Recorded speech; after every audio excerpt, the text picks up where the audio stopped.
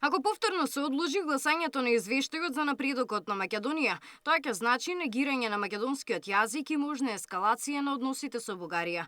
Домашните политички аналитичари велат дека таквото сценарио ќе представува пораз за самиот Европски парламент како институција која континуирано го поддржува проширувањето на европското семејство.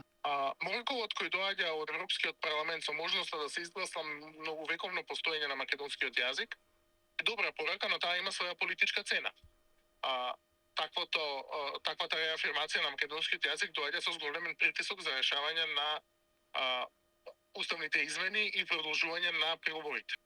И затоа владата го чувствува тој притисок. Повторното одложување ќе значи можеби нова ескалација на тензиите помеѓу Македонија и Бугарија. Мислам дека доколку дојдеме до ситуација да биде одложено гласањето или пак да биде усвоено во една различна форма, тоа ќе биде пораз и за самиот Европски парламент. Да не забораваме дека Европскиот парламент е институција која што во континуитет го поддржува процесот на проширување и кредибилитетот на оваа институција дава еден сигнал дека оние представници кои што се директно избрани од граѓаните на Европската унија се согласуваат, односно го потврдуваат постоењето на македонскиот идентитет и јазик. Експертите од областа ја оценија како позитивна резолуцијата која изгласаа бугарите во Народното собрание, со која партиите се согласија целосно да се почитува договорот за добрососедство. Она што го имаме како нов текст од бугарска страна дава една надеж, знаејќи дека ние во минатото сме имале текстови од Бугарското собрание кои што содржале многу поригидни и потврди ставови од она што го имаме сега. Од една страна,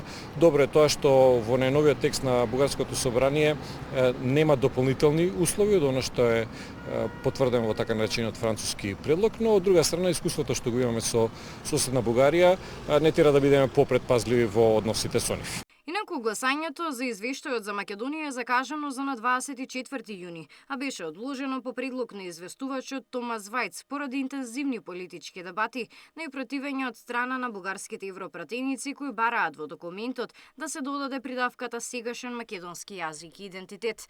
Габриела Лескова, Сител телевизија.